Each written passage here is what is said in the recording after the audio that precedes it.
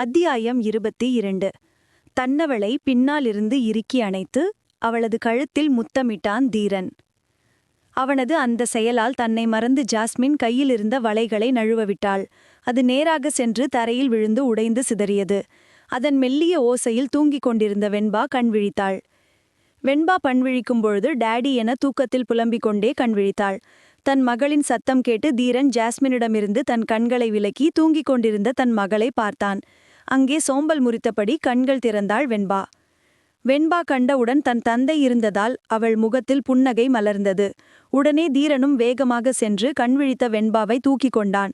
உடனே ஜாஸ்மின் நேராக கிச்சனுக்கு சென்று ஒரு டம்ளரில் வெண்பாவிற்கு பால் கொண்டு வந்தாள். தீரன் ஸ்டேஷனுக்கு சென்று ரிப்போர்ட் செய்துவிட்டு வேலைகளை பார்க்க வேண்டும் என்பதால் வெண்பாவை ஜாஸ்மினிடம் கொடுத்துவிட்டு குளிக்க சென்றான் தீரன். குளித்து முடித்துவிட்டு வருவதற்குள் ஜாஸ்மின் அவனுக்கு சாப்பாடு செய்து வைத்திருந்தாள்.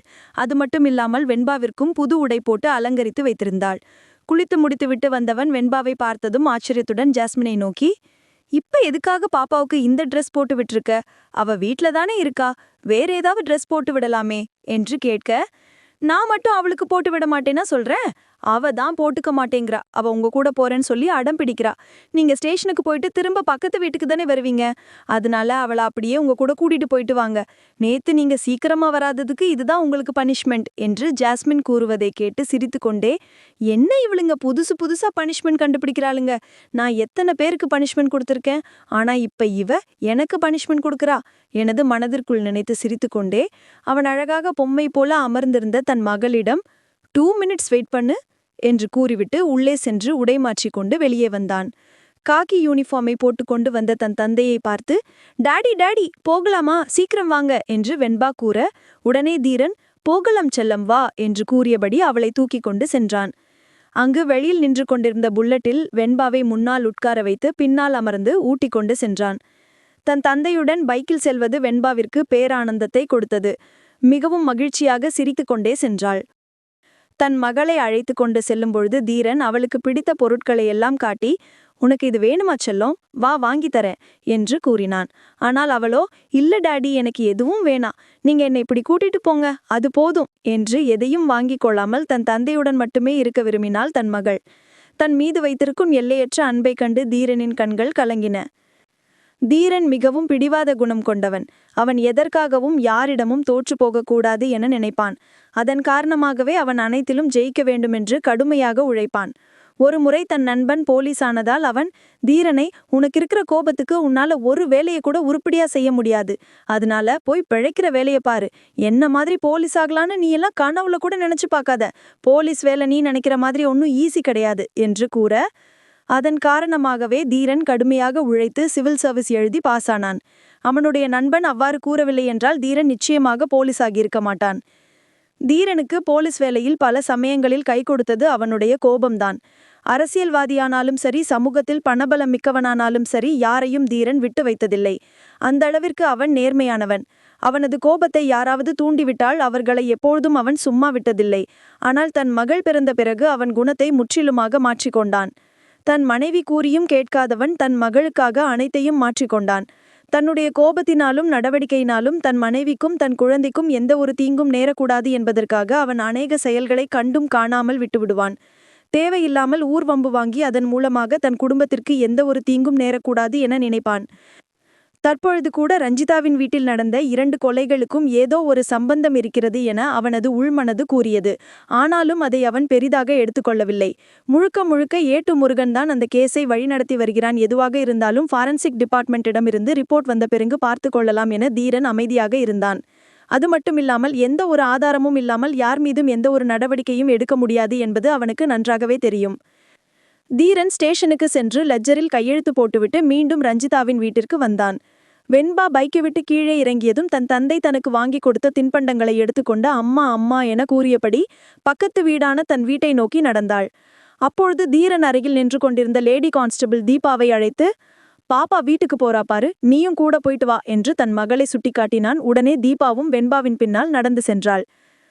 அனைத்து வேலைகளும் முடிந்த பிறகு ரஞ்சிதாவின் கணவன் மற்றும் மேல் வீட்டில் தங்கியிருந்த அந்த கிழவன் இருவரது உடலும் போஸ்ட்மார்ட்டத்திற்கு அரசு மருத்துவமனைக்கு அனுப்பி வைக்கப்பட்டது. சுமார் 2 மணி நேரத்திற்கு பிறகு இருவரது போஸ்ட்மார்ட்டம் ரிப்போர்ட் வந்தது. போஸ்ட்மார்ட்டம் ரிப்போர்ட் பார்த்தவனுக்கு மிகவும் குழப்பமாக இருந்தது. என்ன இது இப்படி கன்ஃபியூஸ்டா இருக்கேன் அப்படி என்று தீரன் நினைத்துக்கொண்டே போஸ்ட்மார்ட்டம் ரிப்போர்ட்டை மீண்டும் ஒரு முறை பார்த்தான். அதில் மேல் வீட்டில் இருந்த கிழவன் வயக்ரா மாத்திரை போட்டுள்ளதாக போஸ்ட்மார்ட்டம் ரிப்போர்ட்டில் இருந்தது. ஆனால் அவன் வேறு எதுவும் செய்யவில்லை என தெளிவாக தெரிந்தது. அதாவது உடலுறவு கொள்ளாமல் வெறும் மாத்திரை மட்டுமே அளவுக்கு அதிகமாக சாப்பிட்டுள்ளதாக தெரிய வந்தது. மறுபுறம் அவன் இரும்பு கம்பியால் தாக்கியதால் இறந்ததாக போஸ்ட்மார்ட்டம் ரிப்போர்ட்டில் இருந்தது.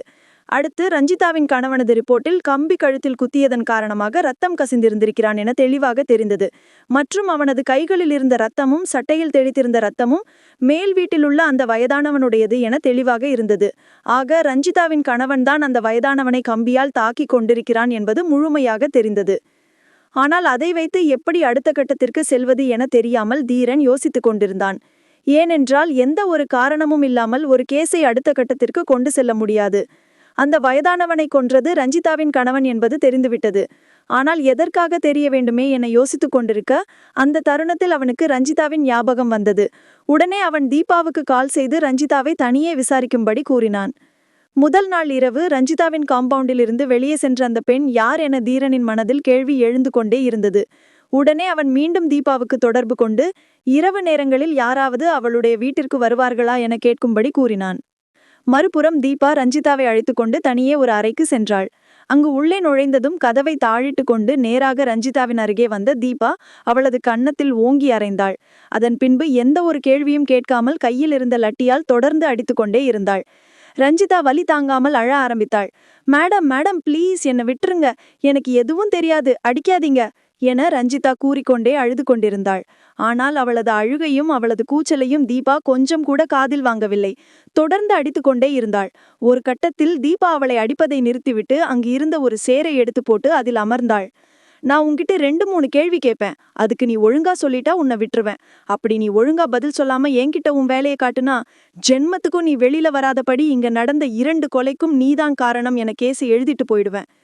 மேடம் சத்தியமா எனக்கு இந்த கொலைக்கும் எந்த சம்பந்தமும் இல்ல, நானே என்னுடைய வீட்டுக்காரர் இறந்து விட்டார் என்று கவலையில் இருக்கேன், நீங்க இப்படி பேசுறீங்களே மேடம் என ரஞ்சிதா அழுது கொண்டே கூறினாள். நீ இந்த நீலி கண்ணீர் வடிக்கிற வேலையை வேற எங்கேயாவது வச்சுக்க, என்கிட்ட வச்சுக்காத. நீ உன்னோட புருஷன் செத்ததுக்காக அழறியா இல்ல நான் அடிச்ச அடி தாங்க முடியாம அழறியான்னு எனக்கு நல்லா தெரியும் என்று தீபா கூறியதும் ஒரு நிமிடம் பயந்து போனாள் ரஞ்சிதா. இவங்க 2 பேரையும் கொல்ல பண்ணது நீயும் உன் கூட இருந்த அந்த இன்னொரு பொண்ணுன்னு எனக்கு நல்லாவே தெரியும். கூடிய சீக்கிரத்துல உங்க 2 பேருக்கும் இருக்கு என்று தீபா கூறியபடி அந்த அறையை விட்டு வெளியே வந்தாள். தீபா அவ்வாறு கூறியதும் ரஞ்சிதாவிற்கு ஒன்றுமே சொல்ல முடியவில்லை. தானும் மாயாவும் சேர்ந்து தீட்டிய திட்டம் எப்படி இவர்களுக்கு தெரிந்தது என, ஆக கூடிய விரைவில் நாம் ஜெயிலுக்கு செல்வது உறுதி என ரஞ்சிதா பயத்தில் நடுங்கிக் கொண்டு அமர்ந்திருந்தாள். மாயாவை எப்படி இவர்கள் கண்டுபிடித்தார்கள் என தெரியவில்லையே என யோசித்துக்கொண்டு இந்த செய்தியை எப்படியாவது மாயாவிடம் சொல்ல வேண்டும், எப்படி சொல்வது என தெரியாமல் தவித்தாள் ரஞ்சிதா.